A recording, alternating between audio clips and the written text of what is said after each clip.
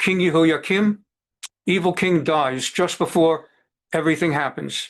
Yehoiachin, his son, gets stumped, taken into Babel, and thrown in a dungeon for life. Tzidkiah Matanya gets named instead of him, is put there by Nebuchadnezzar, who renames him Tzidkiah or Tzidkiyahu, and horrible things happen to him. He's the king at the time of the exile. Yehoiachin, meantime, who's been eventually, before his death, gets raised up from the dungeon. We'll talk about it. Nebuchadnezzar is the king that destroys the Bein HaMikdash and Israel. He sends Nebuzaradan to do the dirty work. Evil Merodach, his son, becomes the king when he goes crazy. But when the king restores his sanity, he throws his son into a dungeon for life. But when he dies, his son comes out. And the Chaldeans are his shock troops. Okay, back to our text. Here we go.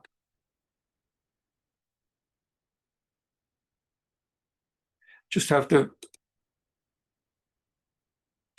get the right platform. Whenever I go from Word into the other platform, but that takes us here. That should do it. Okay, great. Baruch Hashem. Here goes Navi text. This is from the book of Jeremiah, chapter 36. A word about Jeremiah, Yirmiyahu. Okay. Yirmiyahu had the fate, the destiny, however you look at it, to be the prophet of doom and gloom. And he came with the bad news. When people saw him coming, they just hoped he's not coming to talk to me, because there's always bad stuff. God sent Jeremiah, Yirmiyahu, to warn the kings that were evil, that if they don't change their ways, and if the nation does not change its ways, its end is near, its doom is here. And he was disregarded, and for a period of time, they got so sick of what he was telling them that they, instead of changing their ways, threw him in prison. Literally, Yirmiyahu is the one prophet, who ended up in prison a great deal of time in order to shut him up. They didn't want to hear it. They didn't kill him. They were afraid to. He's God's prophet. But they weren't going to change their ways. In the 4th year of King Yehoiakim, the word came to Jeremiah from God. Get a scroll and write upon it, parchment. Write the words that I'm going to dictate to you. I'm speaking to you concerning what's going to happen to Israel, namely the southern kingdom of Yehudah, but also to all the other nations, because after they take down the Jews, I will take them down and restore the Jews. Perhaps when the house of Yehudah hear of all the disasters I intend to bring upon them, they will turn back from their wicked ways. L'man yashuvu ish midarko hara'ah v'salachti l'avonam l'chatatam, and I will pardon their sins. So Yirmiah called Baruch ben Neriah, that was the scribe. Go ahead and just write everything I tell you. V'yachtov Baruch mipi Yirmiah et kol divrei Hashem asher diber elav al Megillat Sefer. And then God prophesied to Jeremiah, and Yirmiah then recited it, narrated to Baruch, who wrote it on the scroll. Yirmiah said, I'm in hiding. I cannot go into the house of God because they'll throw me in prison again. So you're going to have to do this. You go and read aloud God's words from the scroll that you're going to write at my dictation. And you are to go to all the people on a fast day. Thus you'll be reading to them to all the people of Yehudah who come in. Because on a fast day, everybody gathers into Jerusalem at the Bein HaMikdash.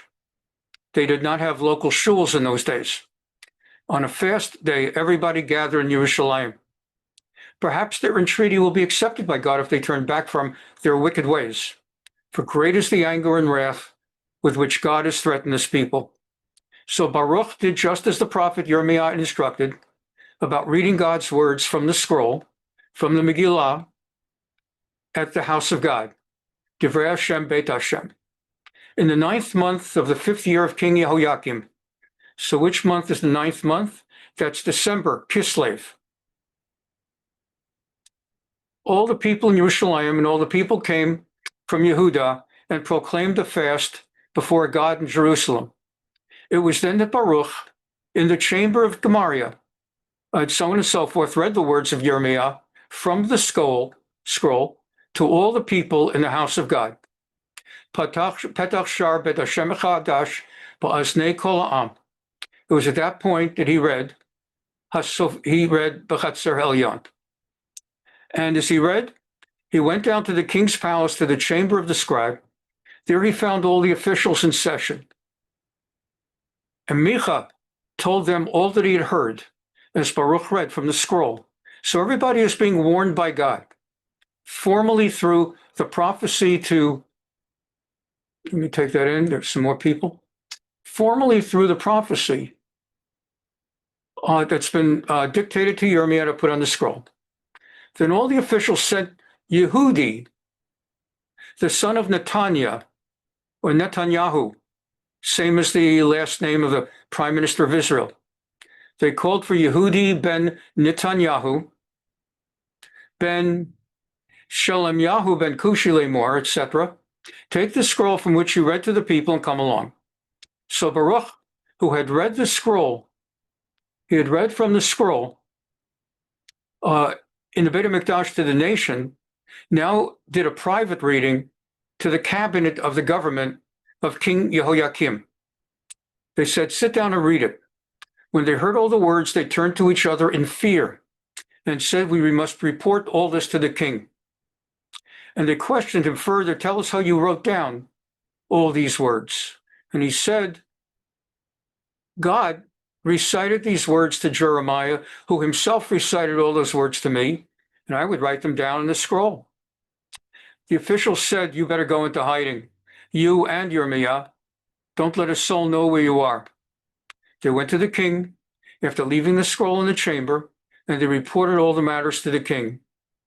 The king sent Yehudi, the son of Netanyahu, to get the scroll. He fetched it from the chamber of the scribe. Yehudi read it to the king and to all the officials who were in attendance on the king. Since it was December, the 9th month of Kislev, king was sitting in the winter house with a fire burning in the fireplace. And every time Yehudi read 3 or 4 columns from the parchment, the king would cut it up with a scribe's knife and throw it into the fire until the entire scroll was consumed by the fire. He manifested his contempt for the warnings that God had given through Jeremiah.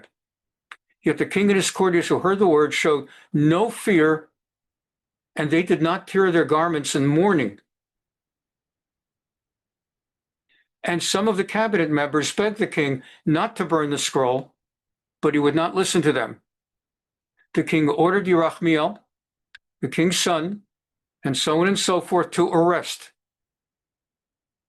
to lakachet Baruch HaSofer et Yirmiyah Navi, to arrest Baruch the scribe and the prophet Jeremiah, but God hid them. The word of God came to Yirmiyah after the king had burned the scroll, containing the words that Baruch had written at Yirmiyah's dictation. And God said, get yourself another scroll and write upon it the same words that were in the first scroll that was burned by King Yehoiakim. And concerning King Yehoiakim, you shall say, thus saith Lord, you burned that scroll, saying, how dare you write it, that the king of Babylon will come and destroy this land and cause human and animal to cease from it? Assuredly, thus said God concerning King Yehoiakim of Yehudah, he shall not have any of his line, his lineage, sitting on the throne of David. His own corpse shall be left exposed to the heat by day and the cold by night, and I will punish him and his offspring and his courtiers for their iniquity. I'll bring on them and on the inhabitants of Yerushalayim and on all the citizens of Yehudah all the disasters of which I have warned them, but they would not listen. So Yirmiyah got another scroll, gave it to the scribe Baruch, son of Neriah, and at Yirmiyah's dictation he wrote the whole text of the scroll that King Yehoiakim of Yehudah had burned, and more of the like was added. Chapter 37. We now go to the book of Melachim Bet, 2 Kings, the last 3 chapters of the second book of Kings. We've been talking about Yehoiakim. Yehoiakim was 25 years old when he became king, and he reigned 11 years. He did what was displeasing to God. We just saw, just as his ancestors had done. Last 2 chapters of the book. B'yamav ala Nebuchadnezzar melech Bavel, vayilo Yehoiakim evet 3 shanim, vayashav vayimrad bo. In his time that he was king, Nebuchadnezzar arose to be king of Babylonia. And he made Yehoiakim his vassal for 3 years. Basically, rather than take down Israel and destroy Israel and the Beit HaMikdash, he allowed it to stand with the understanding that the king of Israel would be his vassal. Sort of like when the Soviet Union controlled all of Eastern Europe with the Warsaw Pact, and the leaders, Ceausescu and Willy Brandt, not Willy Brandt, the other one, and the one in East Germany, and the leaders of East Germany and Poland and Hungary and Romania, all the countries of Eastern Europe and Soviet Georgia and Soviet this and Soviet that, they all were vassals to the Soviet Union with the understanding if any of them got out of line, they'd be killed. So Yehoiakim had 3 years as king, during which he obeyed Nebuchadnezzar, and then he got it into his head he wants to be independent of Nebuchadnezzar. So he rebelled. I don't want to be your vassal. I want to be an independent king of Israel. God let loose against him the raiding bands of the Chaldeans. God sent everyone in the east of Israel, all invaded at once.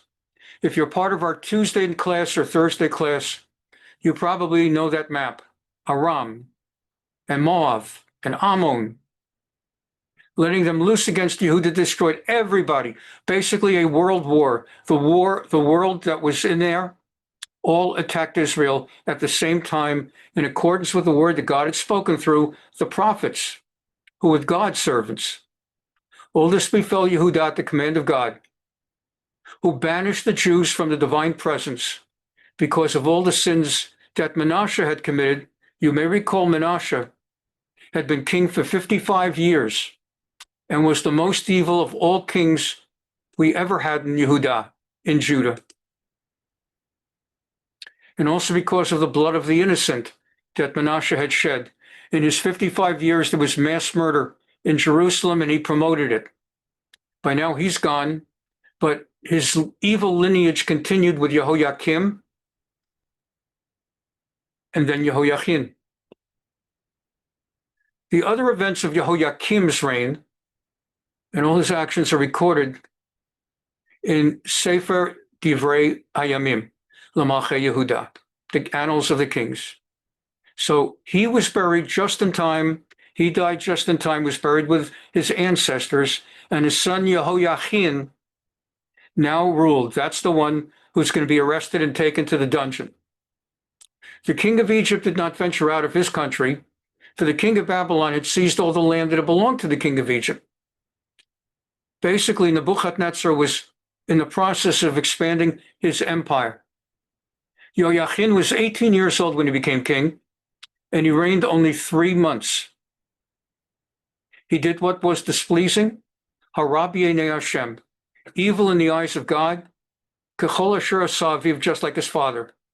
At that time, the troops of King Nebuchadnezzar, the shock troops, the Babylonians and the Chaldeans, marched against Jerusalem, and the city came under siege. Vatavo ha'ir b'matzur. King Nebuchadnezzar advanced against the city, while his troops besieged it. Nebuchadnezzar, vayavo al ha'ir, vavadav tsarim. Thereupon King Yehoiachin, that's the guy who's the son of the one who died just in time, along with his mother and courteous commanders and officers, surrendered to the king of Babylon. He saw he was outmatched.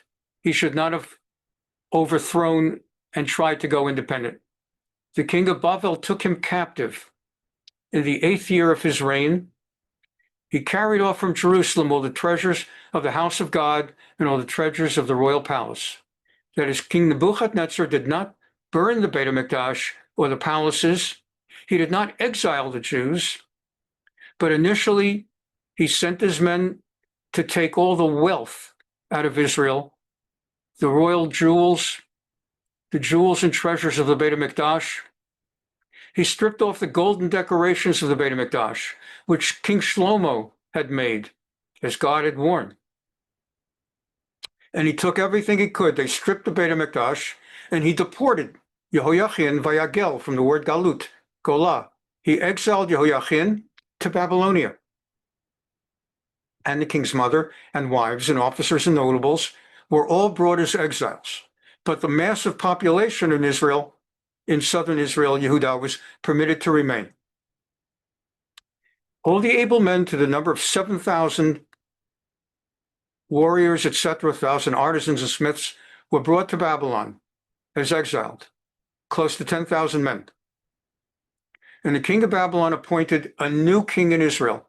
Again, he allowed the Jews to remain, and he did not exile or tear down the Beit HaMikdash. He stripped it, but he did not burn it down, nor the palace. He stripped it. And he now named a true vassal, his own guy, Matanya. And Matanya was the uncle of Yehoiachin, who's now in the prison, the dungeon in Babel. And the king renamed him Tzidkiyahu, Zedekiah, Tzidkiyahu, or Tzidkiah. Tzidkiah was 21 years old when he became king. He reigned 11 years. He did what was displeasing, Vayasarab. And this is why it all comes down. One king, one evil king too many. Just as Yehoiakim had done, and Yehoiachin. Indeed, Yerushalayim and Yehudah were the cause. Ki alaf Hashem hoyata v'Yerushalayim u'v'Yehudah ad hishlicho otam yalpanav. Yerushalayim and Yehudah. This is what I was talking about in Thursday's class, when I talked about how when the Jews are one with God and live according to the covenant, we are blessed. And when maybe not individuals may get punished or sustain injury and death, illness, to create an aspect of randomness. Can't have a world where every righteous person is a billionaire and everything good, and every evil person goes bankrupt and suffers every imaginable illness. There's got to be a certain element of randomness so that people have free choice. Otherwise, there's no free choice. If you just know that if you follow the Torah, you're a billionaire and you never have a problem in your life, you never get sick, kids come out perfect. And if you're evil, everything goes bad, then you have no choice. So there's that. But as a nation, when we're righteous, we are blessed by God. And if God forbid the nation goes in the other direction, so does God. Not even necessarily punishing directly, but simply hiding his face. Yerushalayim and Yehudah were a cause of the anger, so they were cast out of his holy land. Tzidkiah got the idea. The way it happened is God placed into the mind of Tzidkiah to declare open rebellion against Babylon. Vayimrod, from mered, from rebellion, Tzidkiah b'melech Bavel, Tzidkiah declared a rebellion against Nebuchadnezzar, no better way to get exiled. And in the 9th year of his reign, on the 10th day of the 10th month, that's January, Tevet, the 10th of Tevet. Some of you know that's a fast day. Here's why. Nebuchadnezzar moved against Jerusalem with his whole army. He placed it under siege. And if only the Israeli Defense Forces would have done that 2 years ago to Hamas. They're too moral, they say. They're so proud of their Tohar HaNeshek, purity of arms. We won't let them get hungry. We're going to send food in. We're humanitarian. Nebuchadnezzar was not humanitarian, and his goals were achieved very quickly. He laid siege to Yerushalayim. They built towers against it. That's why we fast on the 10th of Tevet in January. That's the day they laid siege. The city continued in a state of siege, b'matzor, until the 11th year of King Sidkiah. That's a year and a half, 2 years. By the 9th day of the 4th month, well, what's the 4th month? Nisan, Iyar, Sivan, Tamuz. That's today.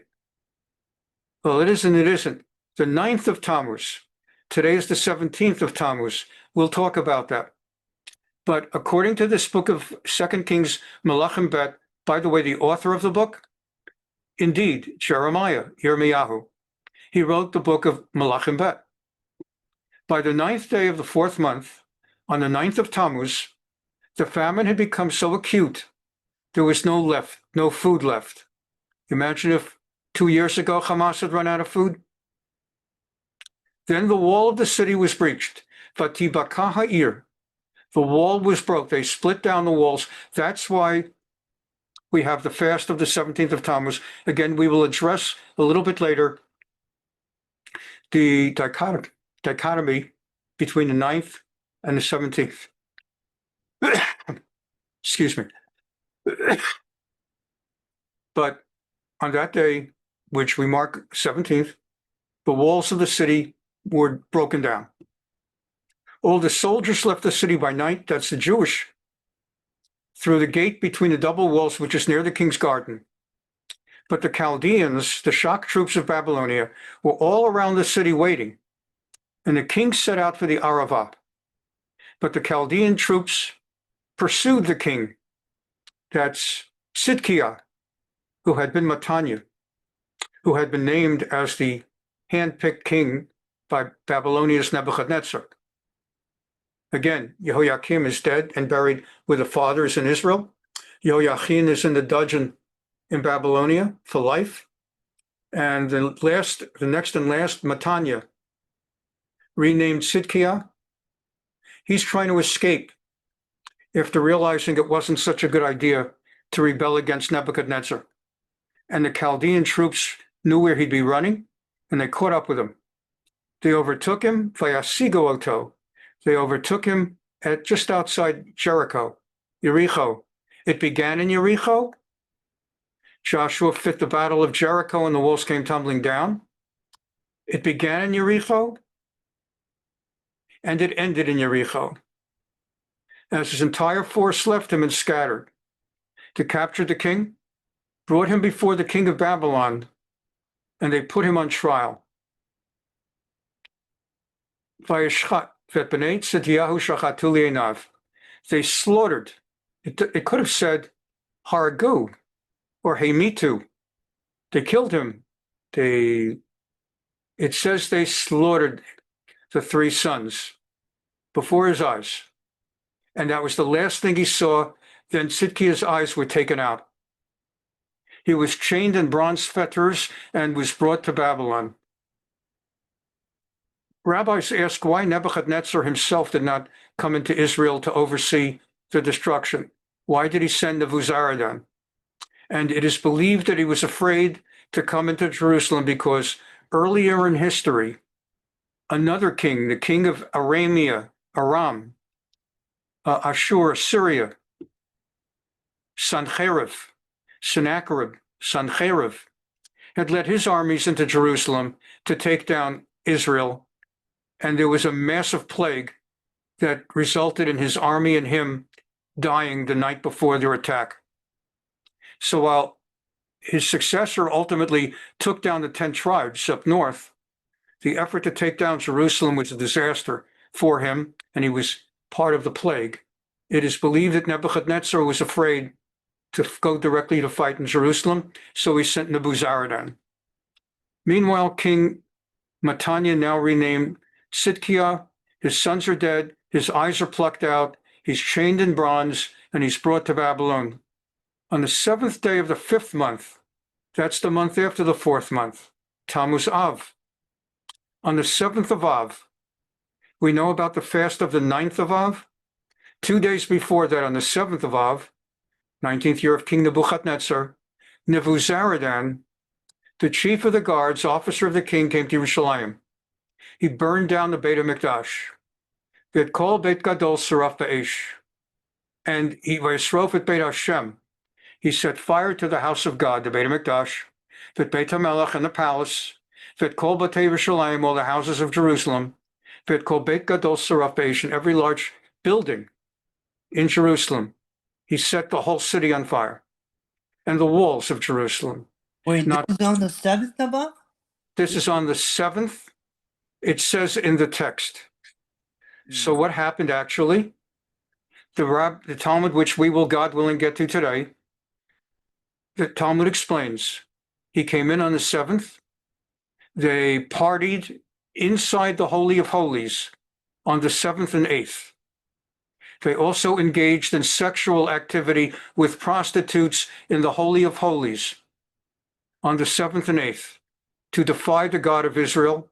And then on the 9th, they set fire, and it continued. They set fire towards the end of the 9th.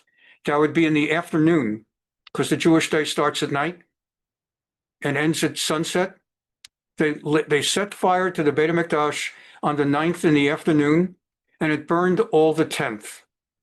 There's a Gemara we, God willing, will get to, where they debate, shouldn't the fast have been on the 10th?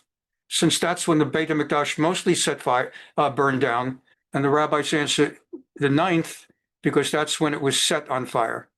And what about the 7th and 8th? It had not yet been set on fire. Rather, it had been defiled and desecrated. Thank you for asking. And so the remnant of the people that was left in the city, the defectors who had gone over to the king of Babylon, would take it into exile. And that is the famous exile from Jerusalem.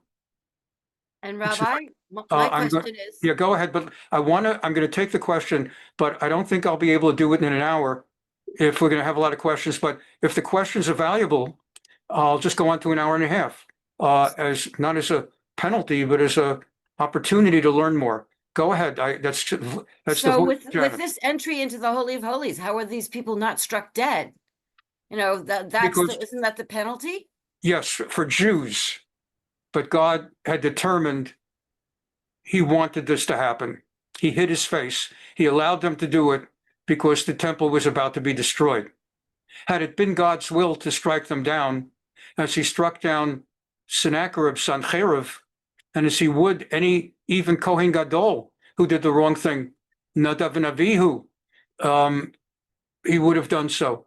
But God wanted this to happen. It was by God's design that the house would be desecrated and destroyed that way. Thank you for asking.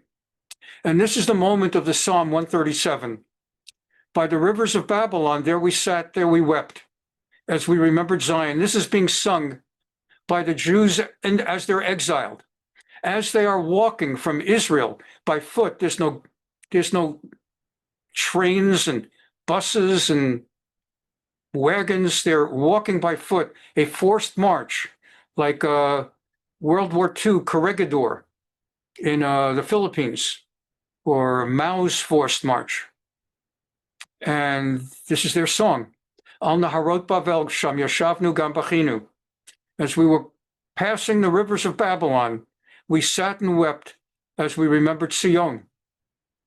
There on the trees, we hung our musical instrument, the lyres, or harp, Talinu Kinorotenu. We hung our kinors, not really a lyre, it's the harp. A lyre is a navel, a navel. So actually, we hung our harps. For our captors made fun of us and said, "Sing some songs, Jews. Let's hear you as you march to Babylonia. We'd like to hear some of your Jewish songs from Palestine, from Israel. Ask us for songs, for amusement. Sing us one of the songs of Zion, Shirulanu Mishir Tzion." How can we sing a song of the Lord on foreign soil, Admat Nechar? How can we forget Jerusalem? Even as we're being exiled, we'll never forget you. Here's the song we're going to adopt. If I forget you, O Jerusalem, let my right hand wither, Why my right hand? Because that's what I use to play a harp. That's what I use to play a lyre. That's why my right hand. I'm not going to sing any songs on the way to Babylonia. If I forget you, let me be unable to sing. Let my right hand be withered so I cannot play a music instrument. And prevent me from singing. Let my tongue stick to the roof of my palate. If I stop remembering you, if I do not keep Yerushalayim above my happiest joy. Tidbak l'shoni l'chikim lo eskarechi, lo let Yerushalayim arosh simchati. My lashon, my tongue. Tidbak, stick to my mouth, making it impossible to sing. If I do not remember you, Zachor, if I do not elevate Jerusalem, al rosh simchati, above my happiest moment. We are not a liberal people because what was going through our minds at the same time is this: we are not liberals, and we do not turn the other cheek. Remember, O Lord, against the Edomites, that's the Babylonians, the day of Yerushalayim's fall, how they mocked and cried, strip her to her foundations, stripping the Beit HaMikdash. Fair Babylon, you predator, a blessing on him who repays you in kind what you have inflicted on us. Ashrei, how lucky will be the one. Sheyashalem lachet gemulech she'amalt lanu, a blessing on him who seizes your babies and kills them and dashes them against the rocks.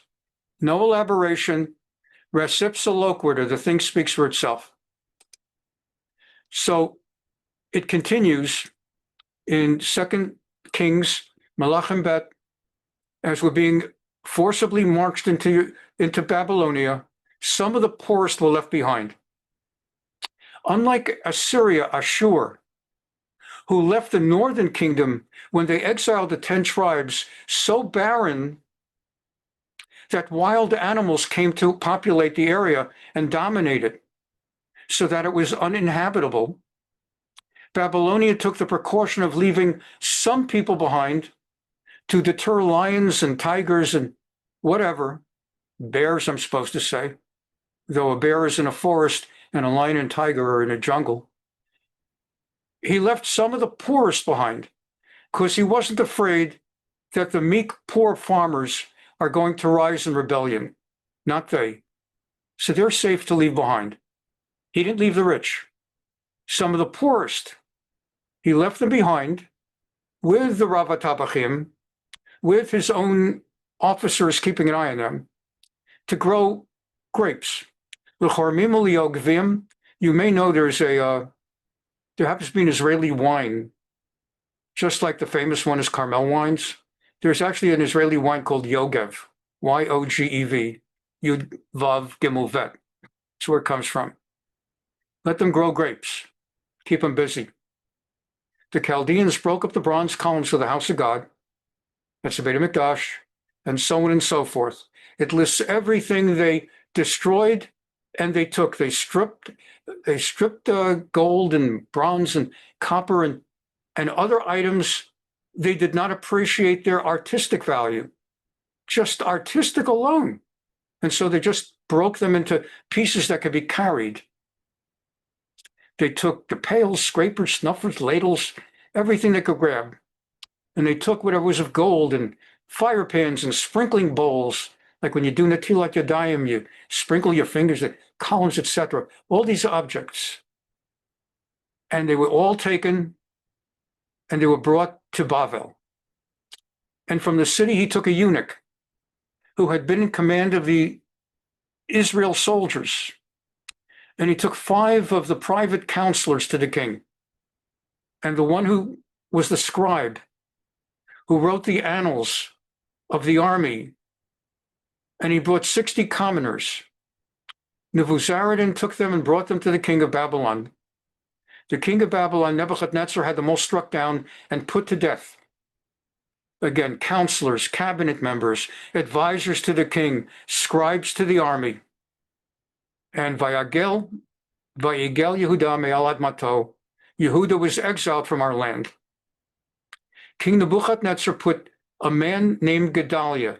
Gedaliah was a Jew, and having left behind the poor people to plant grapes, have vineyards and whatnot, he put a representative in charge. And Gedaliah knew if he would be a proud Jew and decide, I'm going to rebel against Nebuchadnezzar, he knew what happened to the last one who tried that, Tzidkiah. He was therefore, his strategy was to be loyal and to urge the people to be loyal, and that way they would not be exiled. And there would remain a strong population, a Jewish population presence in Jerusalem, and so we would not be completely exiled. So he remained loyal to Nebuchadnezzar. And there were those who felt he was a traitor to the Jewish people. See how things work? And we're not going to get into a big debate. It's a great discussion. Should he have remained loyal and the people would have been on the land and there would not have been a complete exile? And when the time would come later when King Cyrus would allow us to rebuild the Beit HaMikdash, people would be in place? Or should he have said, I'm not going to stay loyal to the guy who burned down the temple and the palace? He chose to be loyal and to encourage loyalty. And for that, he was assassinated. He was assassinated on Rosh Hashanah. And as soon as Nebuchadnezzar found out that his governor was assassinated and that the Jews did not appreciate that Nebuchadnezzar had allowed Jews to remain behind, but assassinated my governor, he immediately sent in the Chaldeans to exile every last remaining Jew. And that brought an end to the Jewish presence in Israel. And that's why the assassination of Gedaliah is one of the 4 biblical fasts, Tzom Gedaliah. And we would fast on the day of the assassination, but it was Rosh Hashanah. And the rabbis did not want to establish a fast on Rosh Hashanah. So the day after Rosh Hashanah, the 3rd of Tishrei, is a fast day. That's why. This is also written twice in the Bible. In the book of Kings, we're currently learning in Tuesdays, 2 Samuel, Shmuel Bet. We'll afterwards have the first book of Kings and the 2nd Kings.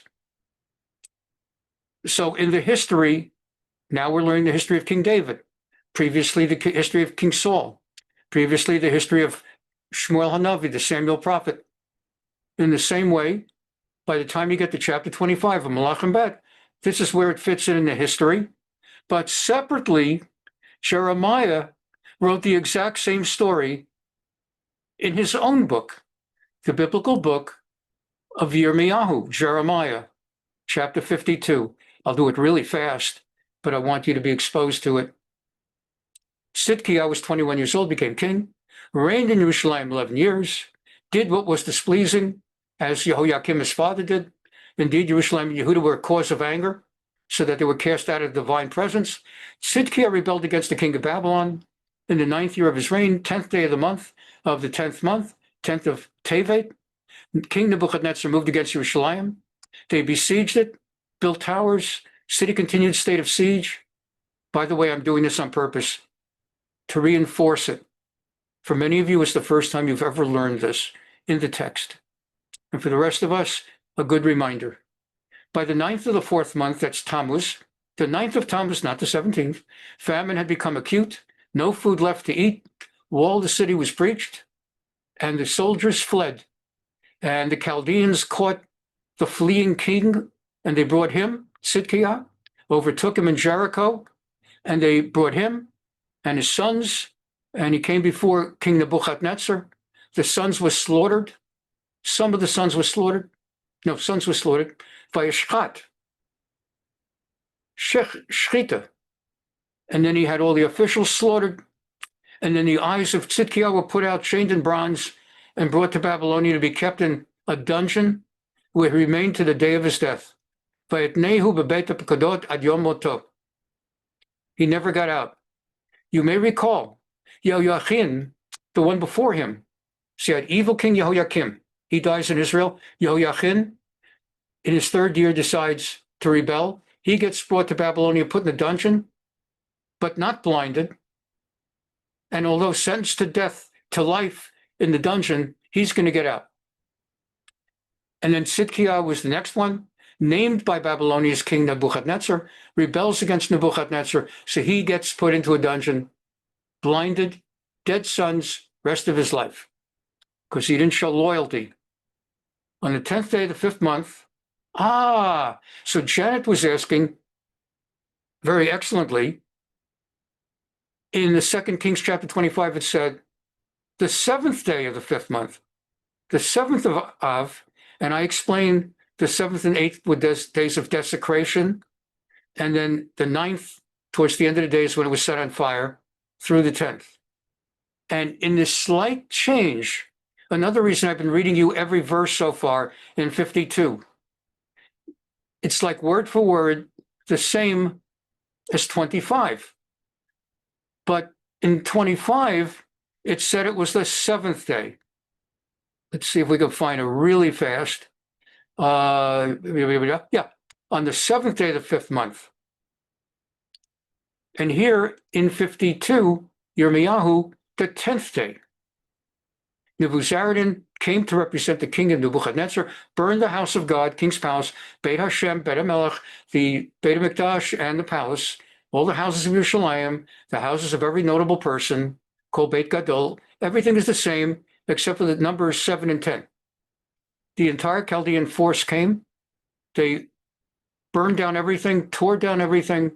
The remnant were taken. And everybody, the defectors had gone over to king. What remained of the artisans were taken into exile, but some of the poorest were left behind for the purpose of being vine dressers and field hands, kormim and yogvim. And then he took the bronze, the columns, the snuffers, the sprinkle bowls, yada, yada, yada. Everything that King Solomon had built into the Beit HaMikdash, and they broke it down, not even respecting its beautiful architectural and artistic value, just so it could be easier to carry. And so they brought it, and they brought everybody, and there was that eunuch and the 7 advisors, yada, yada. They were all brought, and the king had them struck down and put to death.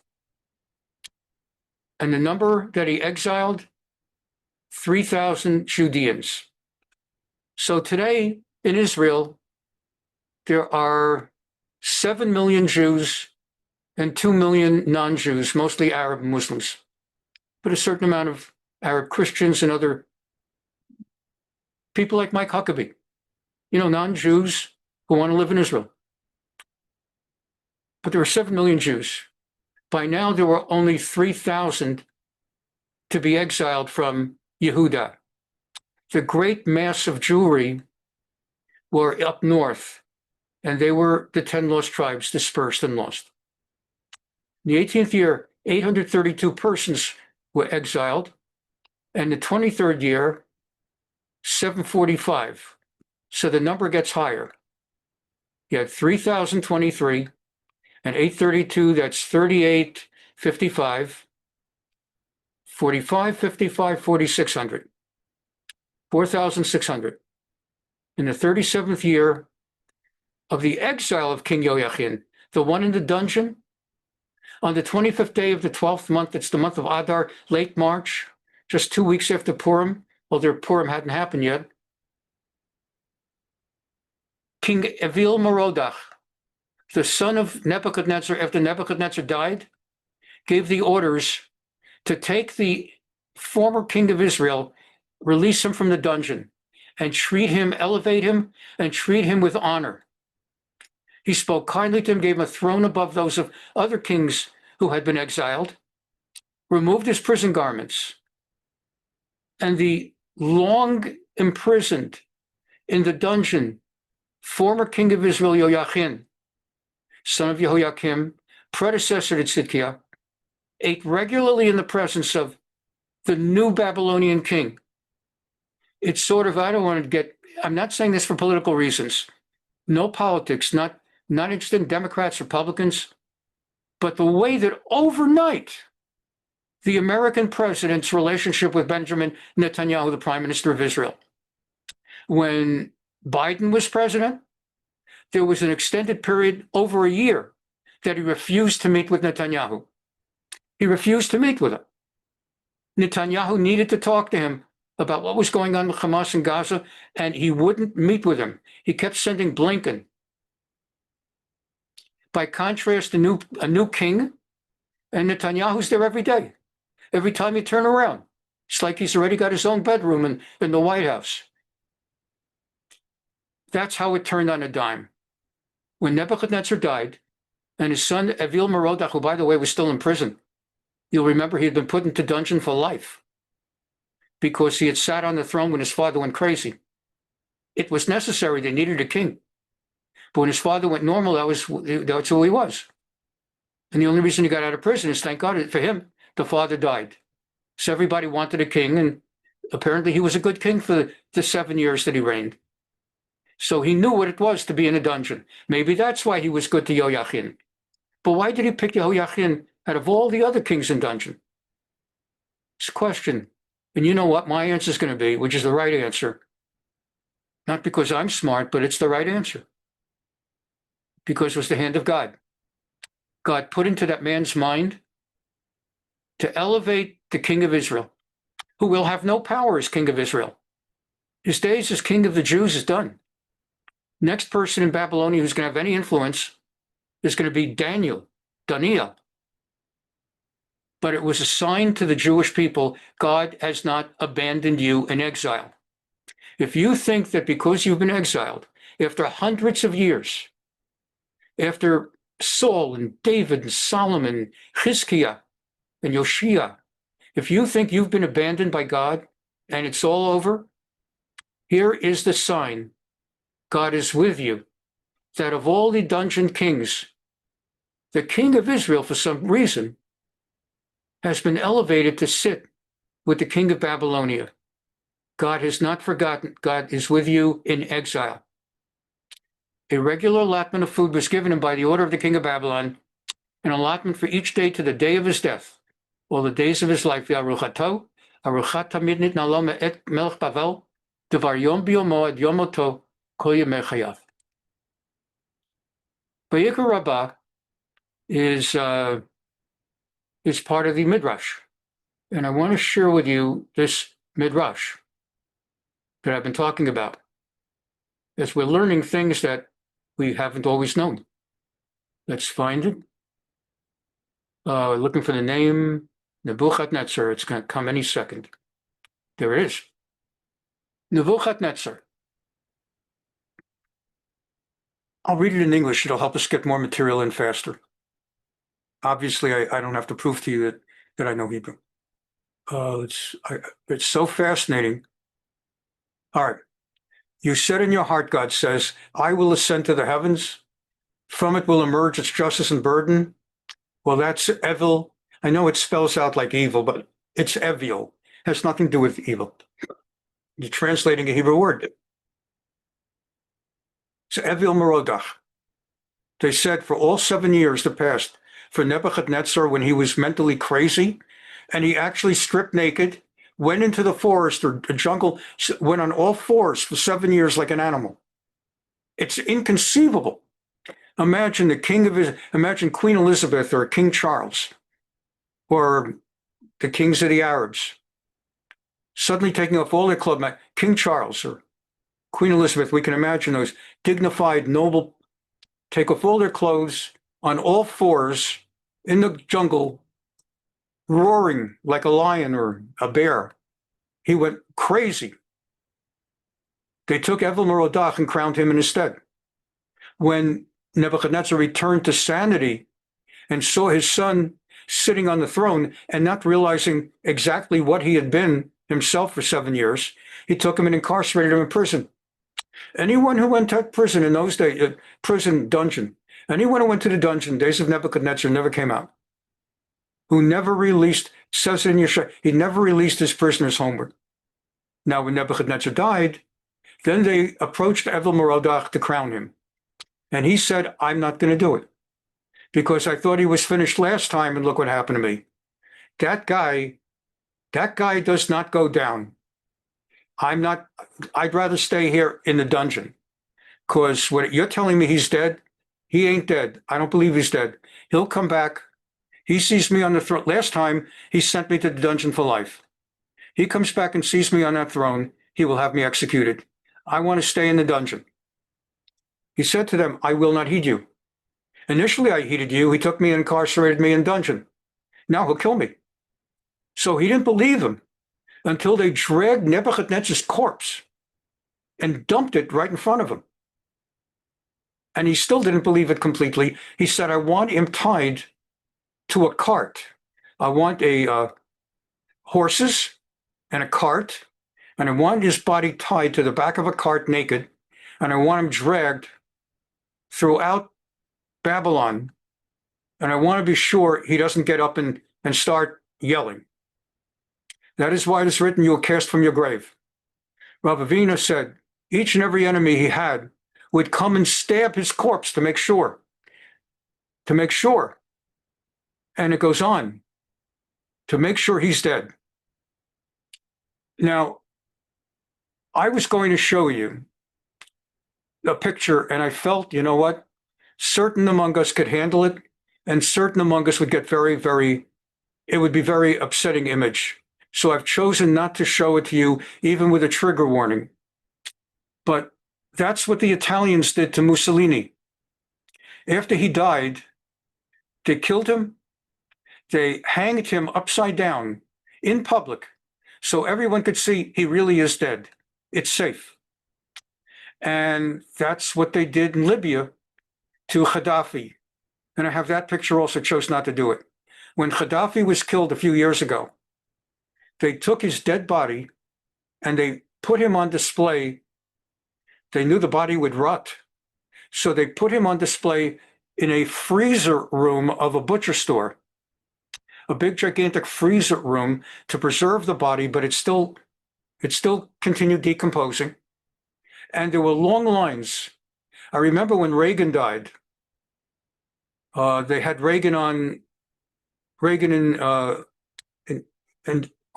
display. He wasn't lying in state. That's if it's in Washington, D.C. If it's local, which it was in California, forgot the word for it. He was lying in state. And I remember I went and I stood online for like 6 hours till I got to pass his coffin. They did not have him. Had he been had the coffin been open, the Jewish in me would not have gone. But he was not to be seen that way.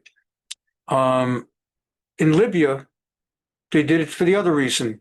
Everybody in the country came to see. They went to the freezer to be sure that Gaddafi really is dead.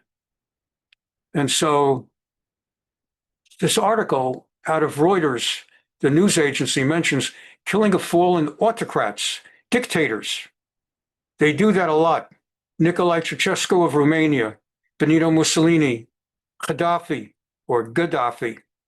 They put them on display so people could really be sure he really is dead. So what ends up happening, we're going to the Gemara now.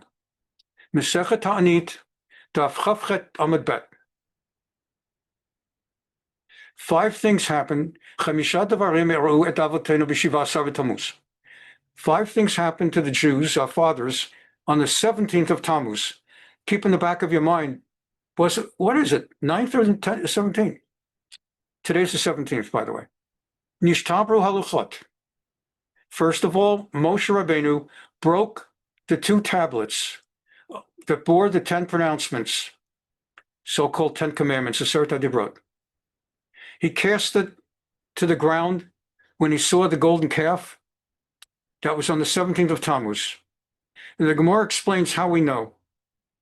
Because Moshe ascended Mount Sinai to get the Torah on the 6th. Some say it was the 6th that he got to the cloud and he permeated through the cloud and reached the peak above the cloud on the 7th of Sivan. We observe Shavuot on the 6th because that's when he went up and reached the cloud. And then the following day, he was above the cloud. If you've ever flown in a plane, you know that experience of being above the clouds. But that's why Shavuot is on the 6th, because that's when he went up. Just like with Tisha B'Av, not the day that it mostly burned, but the day that it started to burn, the day that he started on his way up. So that was the 6th. Rabbi Yossi Omer b'Shiva. Rabbi Yossi says it was the 7th. So it's either the 6th or the 7th. And the one who says it was the 6th says on the 6th it was given, the 10 pronouncements. On the 7th he went up. Now there were 30 days in the month. So the first day he was up there was the 7th. So the 7th counts. So he was up from the 7th, including the 7th, to the 30th. That's 24 days. You don't subtract 30 minus 7, you subtract 30 minus 6, because on 7th he was up there already. So that's 24 days. Then 16 days in the next month, Tamuz. That's 40 days. And it says in the Torah he was up there 40 days, very famous, that he was up there 40 days, 40 nights. And then the next day, the 17th, that's how they know. 17th of Tamuz, he came down, saw the golden calf. That's one of the things. That's one of the things that happened on the 17th. B'Shiv Sar b'Tamuz. That's Aramaic on the 17th. That's Shiva Asar, Shiv Sar. That's how you say it in Aramaic. Secondly, 5 things happened. The Korban Tamid came to an end. What is the Korban Tamid? It says in the Torah, in the book of Bamidbar, chapter 28, Parak Chavchet, Parashat Pinchas, we have the commandments of all the different sacrifices. And the central sacrifice was the Korban Tamid. It was offered twice every day of the year. V'amarta lahem zayisha asher takrivu l'Hashem, kivasim b'nei shana tamimim, shnayim layom, 2 a day, ola tamid. The Korban Tamid is a regular burnt offering every day. 2 lambs without blemish by fire, and it's supposed to be 1 in the morning, 1 in the afternoon, 1 in the evening. And where's the word for Tamid? Perpetual. Regular. I guess he's translating Tamid as regular. That's a bad translation. Guess what? It's perpetual. What happened was on the 17th of Tammuz in a different year, because of the siege we already have learned about, not letting food in, they suddenly ran out of yearling lambs. Finally, that regular burnt offering of 2 yearling lambs, they ran out of lambs. What day? It was the 17th of Tammuz. They were all set for the sacrifice, and the word came, no more lambs left. So that happened to us on the 17th. That's 2. Breaking of the 10 Commandment tablets, 10 pronouncements, the end of the daily perpetual sacrifice. 3, as we just learned, that's the day that Babylonia pierced through the walls of Jerusalem. We just read it. So that's 3. But it said it was on the 9th. So which is it? It was preached on the 9th. Which is it? Rava said, not difficult. In one case, it's referring to the first Beit HaMikdash. For the first Beit HaMikdash, Babylonia broke the walls of Yerushalayim on the 9th. And the Romans broke the wall on the 17th. Kan ba'rishona, kan ba'shniya. Here, the first temple was the 9th. And there, the second temple, it was taught in the Baraita. This is a learning. Ba'rishona, ufka ha'ir b'tisha b'tamuz, b'shniya b'shiva asar. So why don't we fast on both days? We'll get to that. But that's why we fast today. Next, Saraf Apostomos et Torah Gemara. And another thing that happened on the 17th of Tammuz is that a Greek officer, Apostomos, publicly burned a Torah scroll. Now look, that is not a small thing. I'm not going to say no. In fact, if someone burns a Torah scroll, a community certainly does fast. Heck, we know that if someone drops a Torah scroll, he is supposed to fast, or the community. If you burn a Torah scroll, of course there's a fast. So what makes this an eternal, perpetual fast? Well, first of all, other things happen on the 17th of Tammuz also. The breaking of the tablets, the day that the lambs no longer were available, the piercing the wall. But there's something else. It wasn't any old Torah. This was the Torah. The Torah had been written by Ezra HaSofer. Ezra the scribe had handwritten a Torah. That's what a Sofer does. Certainly Ezra. How could he be Ezra without writing a Torah? And that Torah was the official Torah. So if a scribe later in time would write a Torah, people write Torahs all the time. Every shul has, we don't photocopy them. Every shul has handwritten Torahs. So if there's a Torah that's written and a debate, a dispute erupts over the writing of the Torah, you spelled it a certain way. Nothing personal, Mr. Scribe, but I think you misspelled the word. I think you got this wrong. I think they would go to the Ezra Torah, the Torah written by Ezra HaSofer, which lay in the Beit HaMikdash in its time, and they would compare it. That was the official Torah against which all other Torahs were compared and used, and Apostolos burned that Torah on the 17th of Tamuz. And that's another reason that that day is a fast day. Breaking of the 10 pronouncements, the day that the lambs no longer were available, piercing of the wall, burning of the Ezra Torah, and finally, Mitzvah Behechal, an idol, a statue was placed in the Holy of Holies. And the rabbis debate, either Apostolos, the same guy did that, or it was King Menashe, that evil king of 55 years I told you about at the beginning of class. In his evil period, placed a statue in the Holy of Holies on the 17th of Tammuz. So we look at the Mishnah in Ta'anit. We were just learning from the Gemara in Ta'anit, folio 28b, Daf Chavchet Amud Bat. We're going back. It comments on the Mishnah. We're going back to look at something in that Mishnah. It says that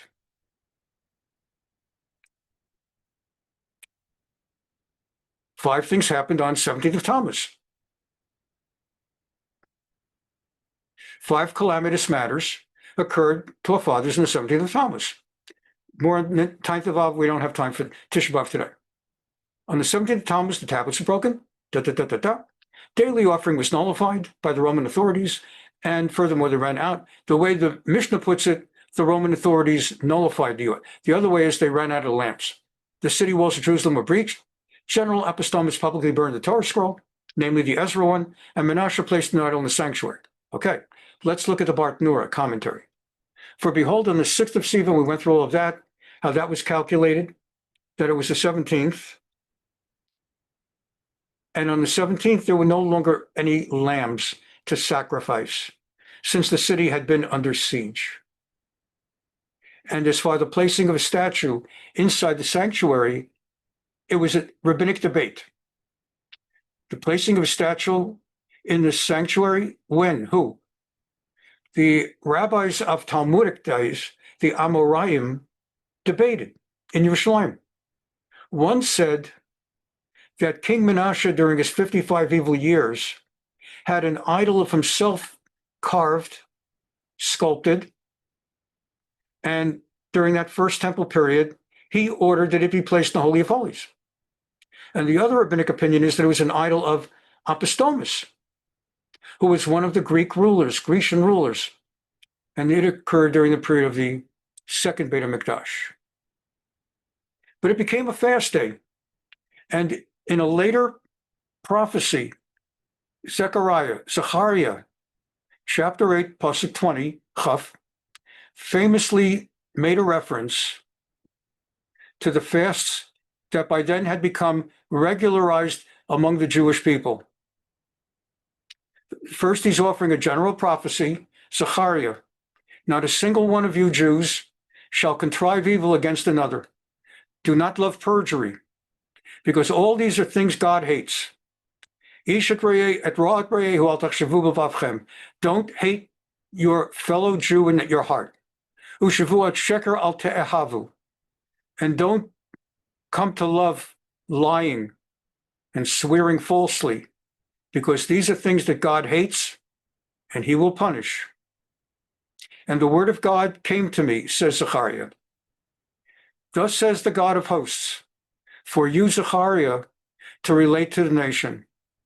The fast of the 4th month, Nisan, Iyar, Sivan, the fast of Tamuz, the fast of the 5th month, Av, 9th of Av, 17th of Tamuz, 9th of Av, fast of the 7th month, that's Tishrei, that's Rosh Hashanah time, that's Gedaliah, Tzom Gedaliah, the day after Gedaliah, day after Rosh Hashanah, and the fast of the 10th month, that's the 10th of Tevet.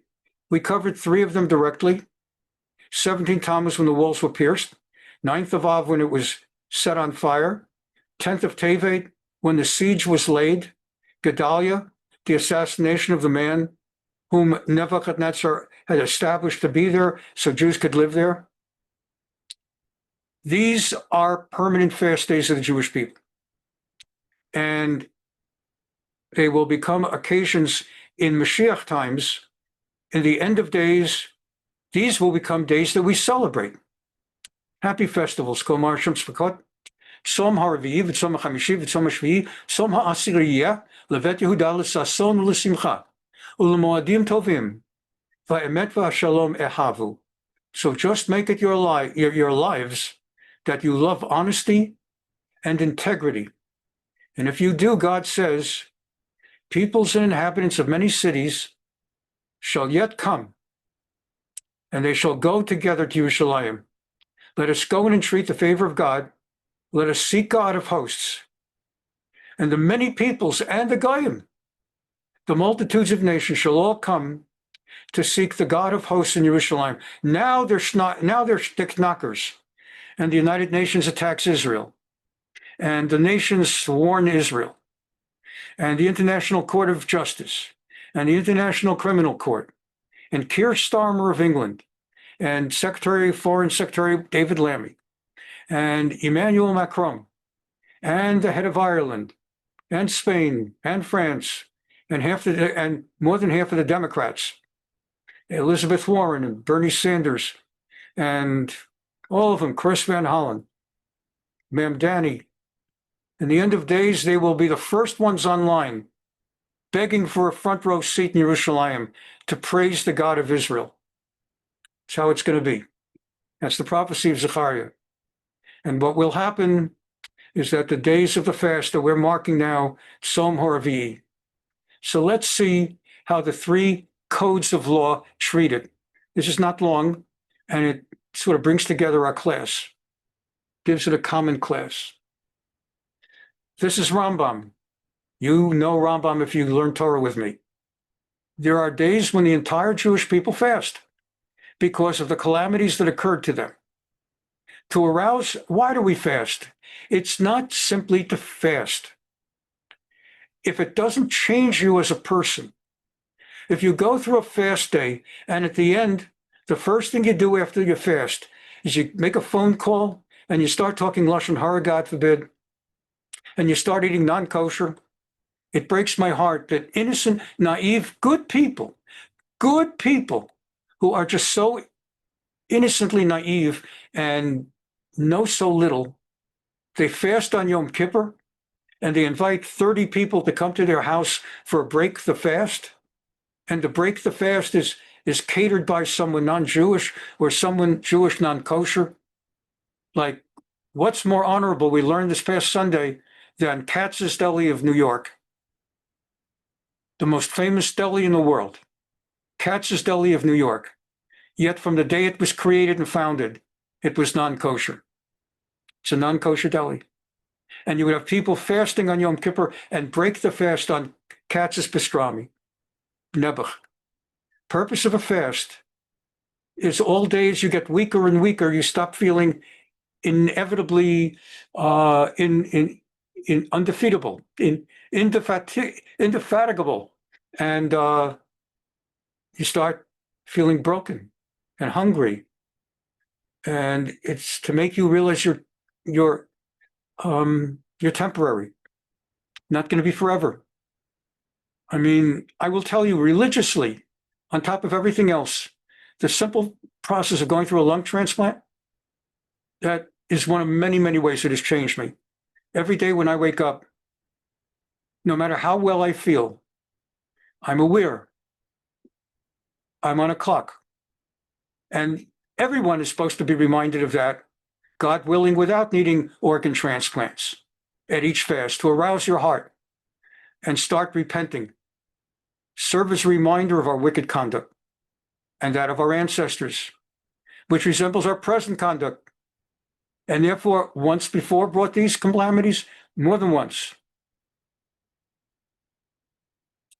So the days, we've been reading it, saying it, the 3rd of Tishrei, when Gedaliah was slain, and 10th of Tevet, when the king camped, bad translation, put the city under siege.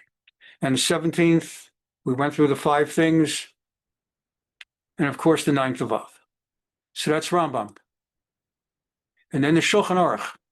Rambam is around 1100, the late 1000s, early 1100s, is the Mishnah Torah, the first real top serious codification of Jewish law. And 400, 500 years later, in the mid-1500s, Rav Yosef Kara compiles the Shulchan Arukh, the next codification, updated by 400 or 500 years. And he was Sephardic, so Rav Moshe Isserlis of Poland, Krakow, inserted footnotes wherever Ashkenazic practice differs from Sephardic practice, so that the Jews would have one unifying code of law. Rather than a code of law for Sephardim and a code of law for Ashkenazim, he decided, and there was an effort to do that, a rabbi known as the Levush, initially tried that. But the Ramah, Rav Moshe Isserlis, his initials are Reish Mem Aleph, Rav Moshe Isserlis, Reish Mem Aleph, which itself spells Ramah. The Ramah has nothing to do with Camp Ramah. That's a different Ramah, different spelling with a hey at the end. And it's also a different religion. So the Ramah placed Ashkenazic footnotes to the Shulchan Arukh, so we all learn from it. And it's the Code of Jewish Law. And it very often just tracks Rambam, Mishneh Torah, required to fast on the 9th of Av, 17th of Tamuz, 3rd of Tishrei. He goes in a different order. Rambam went in the calendar order. He starts with Gedaliah, which is the day after Rosh Hashanah, and he goes in order.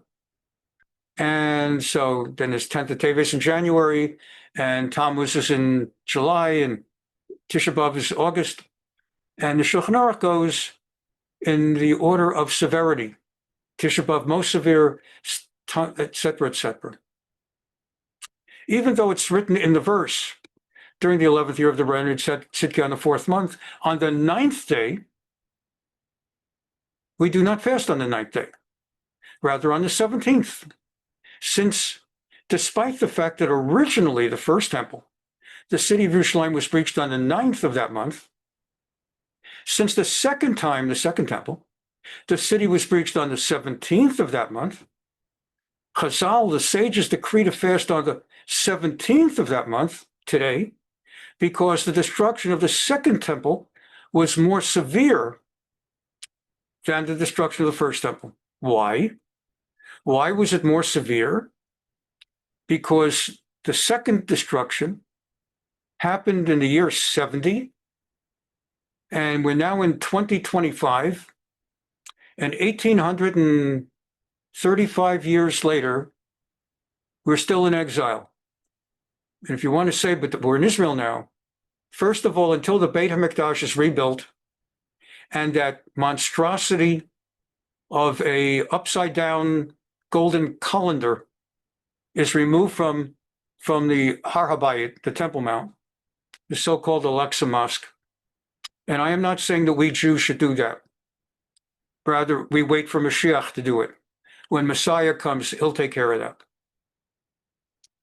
But until that's gone and the Beit HaMikdash is built, we are in exile. Likewise, that's why in the davening we refer to Nachem. We recite Nachem, we talk about being in exile. But even if you wanted to make the argument, I don't buy that, Rabbi. I say we're not in exile anymore. from your city in America where you're talking, or even if you're in Israel. So it was from the year 70 to 1948. It's 1900, it's 1878 years. And by contrast, the first exile was 70 years, 70. So because the second exile was more horrible, also the first exile, those 70 years, how much anti-Semitism was there? We were there 70 years. He threw someone into a lion's den. He threw 3 Jews, that was Daniel. He threw 3 Jews into a fiery furnace, and they emerged unscathed by God's miracle, as did Daniel. So that's the worst. By contrast, look what we've been through the last 2,000 years. So because that's the more severe one, we have adopted the 17th of Tamuz. So the question becomes, so why don't we do both? I mean, that was a siege also. So the Mishneh Berurah, which is a commentary, a 20th century commentary composed by the Chofetz Chaim, the rabbi who's most famous for having taught and retaught the laws of proper speech, not speaking lashon hara or hotzat shemra, not speaking gossip or slander. So that's what the Chofetz Chaim is most famous for. But he also, for this alone, Mishneh Berurah, a commentary on the Shulchan Arukh in the 20th century. And in his commentary, he writes, B'tish'ah, that as far as the 9th of Tamuz, v'lo ratzu l'gzor gam b'tet, that Chazal, our rabbis, did not want to also decree a fast for the 9th of Tamuz, de'ein matrichin el hatzibur yoter midai, because you can't do that to the Jew. You got to give Jews rachmanus. Even the people have an image of Orthodox rabbis. Boy, those guys are tough on us. They don't give us a break. And every time there's a law, they add laws to the laws. And, they're so tough, those Orthodox rabbis. Always creating another fence around the fences. Well, the rabbis have rachmanus. And the rabbi said, we cannot have the Jews do a fast on the 9th and on the 17th and 3 weeks later on the 9th of Av. From the 9th to the 9th, 3 times in a month. Can't do it to the Jews. So that's why it's got to be one or the other, and the 17th is the more severe. We're finishing up. We have 2 more things to teach you. This one's very quick. Gemara Rosh Hashanah, the Talmud Tractate Rosh Hashanah, Yud Chet Amud Bet, Folio 18b. So what does it say there? Very interesting. Another reason why the 7th. So which is it? Is it the 9th or the 17th? We've now resolved it's the 17th. But if you learn with me long enough, there's always more. No. So what more is there? Kronami betet chodesh. So there's the 9th. Avol b'Yerushalmi. But in the Jerusalem Talmud, we've been learning mostly the Babylonian Talmud, Talmud Bavli. But they learn that you got the 17th, you got the 9th, the Tirtzu Kilkul Cheshbonot Yasha. And actually, we've been learning, according to Talmud Bavli, that is the Talmud that Jews all over the world primarily study and apply. The Babylonian Talmud, because of the Talmud of exile. And we are, as I just explained a moment ago, in exile. When the Bein HaM'tzarim will be built for the 3rd time, and that monstrosity, that spaghetti colander, is taken off the Temple Mount, we will instead move over to the Talmud Yerushalmi, the Jerusalem Talmud, because it is more for a post and a pre-exile. But they talk about it. Why the 17th, if the book says the 9th, and the other place it says the 17th? So we explained, well, it could be both, but it's too much. And if it's going to be one or the other, it should be the one that's more severe, the second exile. But here's an interesting opinion that was given down. He says that Jeremiah was writing his book while the Jews were being exiled. It was a live stream. It wasn't YouTube. It was live stream. And he's sitting there as Jerusalem's on fire. And he got mixed up. It's not the Chumash. Every letter, every word in the Chumash is by the diktat of God Almighty to Moshe Rabbeinu. Moshe, this is what you shall write. And I'm not just going to tell you to write the word. I'm going to dictate letter by letter. That's why if there's a single letter that's scratched or doesn't seem right, we close the Torah scroll. And after Shabbos, we get the sofer, the scribe, to see if it needs fixing. But in the books of the prophets, the Nevi'im, if there's a mistake, there's a mistake. So you discontinue using that publication and you find a better edition, but you don't, it's a mistake. So what the opinion is that Jeremiah, in one version, he wrote the 17th. And in the other one, he was writing it while the city was on fire. And he, for a moment, lost track of the date. Tirtzu kilkul cheshbono. The rabbis explained he got confused. Hayasham klomar, in other words, vaday b'shiva sar haya. Certainly it was the 17th, gam b'rishona, kamo b'shniya, also on the first one. El b'nei fatzara, ta'u b'cheshbon v'nitkalkelu bo. But because of such a calamity happening live in front of their eyes, they got confused and simished. And they thought for a moment it's the 9th. And that's how that happened. And so now you get another reason. But the default is not that it was the 9th and they made a mistake, it's the 17th, but it was the 17th and they thought it was the 9th. And finally, here it is in the Jerusalem Talmud.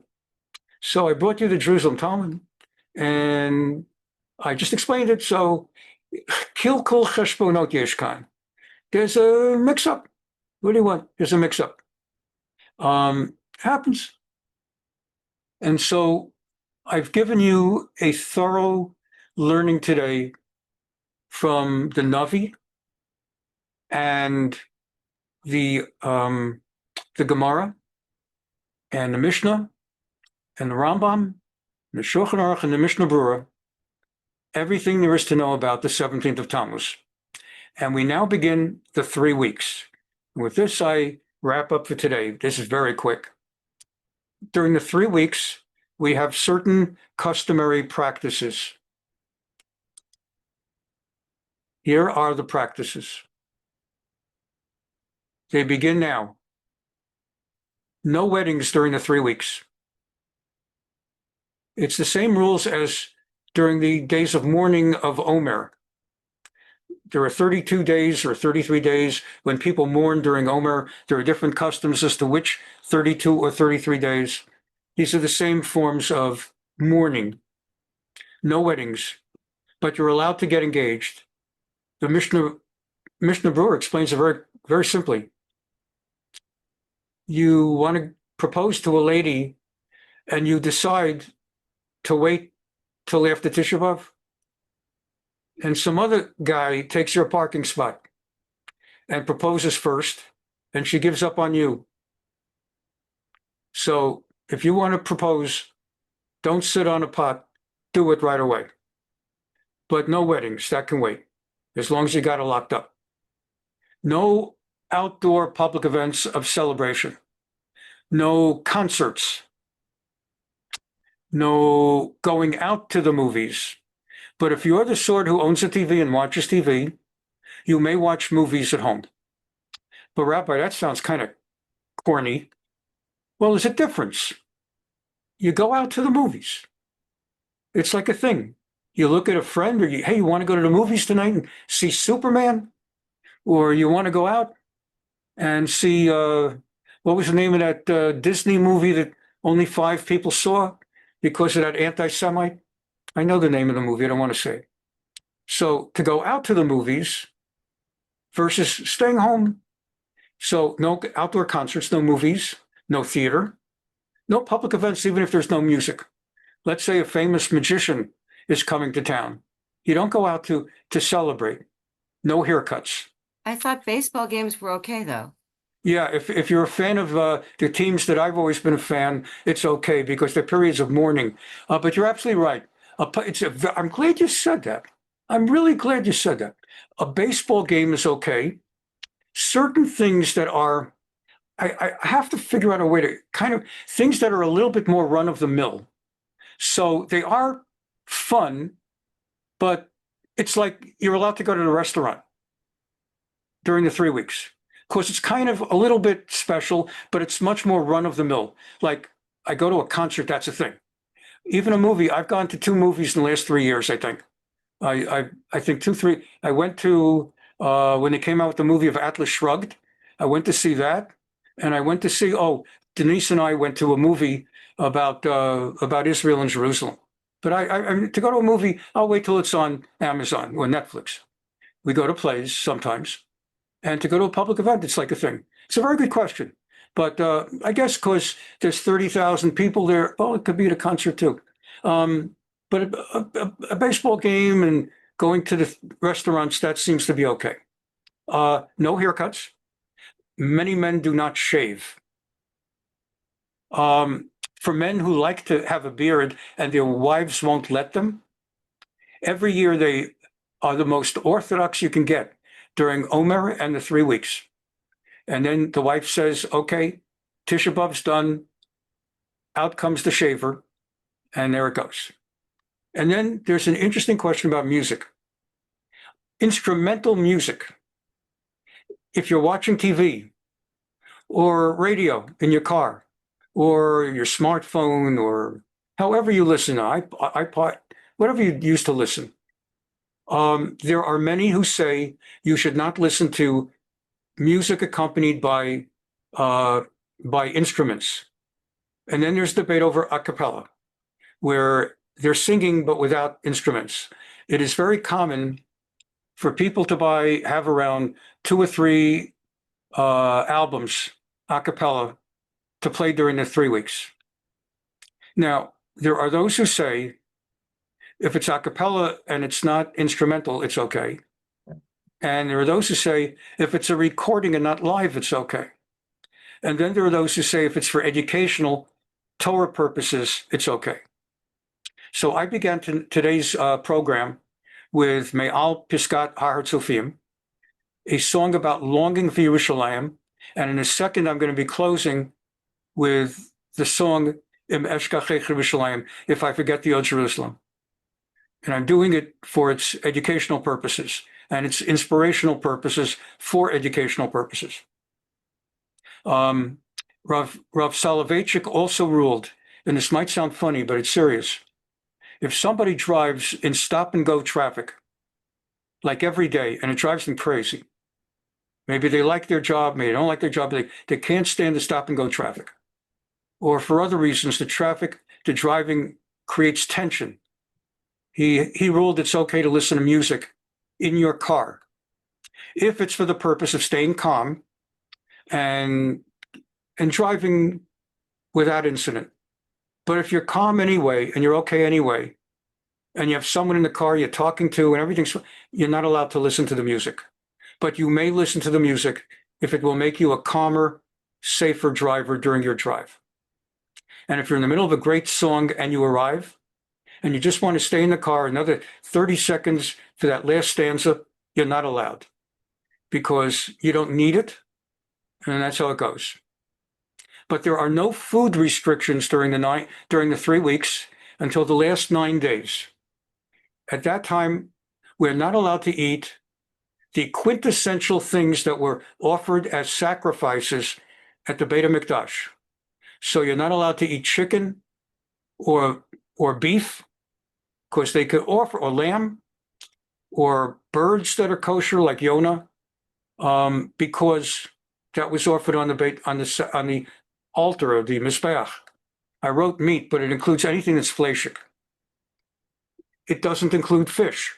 They did not offer fish as a sacrifice, but it includes what would be fleshik: beef, chicken, lamb, and kinds of birds that you're allowed to eat. Likewise, they offered wine as a libation. Therefore, you're not allowed to drink wine or even grape juice, but you're allowed to drink whiskey. So people ask me, if you can't drink wine, why can you drink whiskey? Because they did not offer whiskey at the altar. And there are laundering restrictions during the 9 days. Not allowed to bring clothing into the dry cleaner, not allowed to pick it up from the dry cleaner, not allowed to run a washer or dry, and so on and so forth.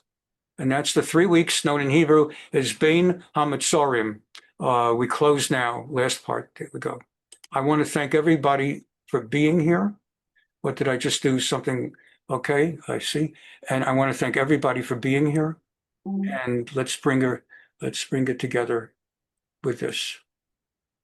May God bless the state of Israel, that the state and the country should never again face anything like this. May God bless the people who live in the state of Israel. I don't even like to call it a state. Delaware is a state. North Dakota is a state. The country of Israel. May God watch over the country of Israel. May God watch over the people of the country of Israel. May God inspire the country of Israel to lay siege in Gaza the way people's laid siege everyone else in the world, when there's no other way, to bring an end to it. May watch over and protect Israel. May he watch over and protect Jews everywhere in the world. In England, it's getting really bad. In France, it already got bad. And in New York, it's not in a good way. It's interesting. So may God just watch over all of us. It's a tricky time. It's not the Holocaust. It's always important to remember. When people say, I don't remember it ever being so bad. Oh, yeah? Watch a Holocaust movie and think about it. But may God watch over us, and may our fast bring us to repentance and closer to God Almighty and with greater love. We won't be meeting on other Sundays till mid-August. The emails will go out, but we will be meeting on Tisha B'Av, God willing. The night of Tisha B'Av, we'll be reading Eicha. The day of Tisha B'Av, we will be showing 2 movies and films, including one that may be too strong for many of you. It's going to be a movie that appeared, a documentary that appeared on Israel's Channel 14 by Shimon Ricklin about the deep state in Israel. And it's perfect for Tisha B'Av, although no other shul in the world would dare show it. But I'm going to show it. And if I'm the only one that comes with Denise, so I'll see it. But it's going to be a film on Tisha B'Av about Israel's governmental, woke, deep left state and the role they played in accidentally causing the assassination of